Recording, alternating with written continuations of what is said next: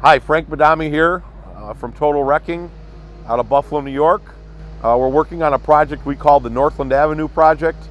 This is an old factory that we're turning into a facility that will house some training for new businesses that are coming on board. And this is kind of a culmination of everything we do here at Total Wrecking. We're doing some complete demolition, some surgical demolition, interior gut. We're doing asbestos abatement. We're doing hazardous waste removal, contaminated waste removal, PCB removal, groundwater treatment.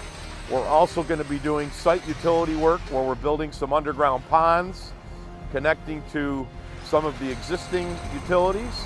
And at the end of the project, we're going to do all of the final surface restorations, new concrete and benches, to bring this to a final completion for the beautification part of it. This project is worth some $10.5 million to our company, more so for the overall.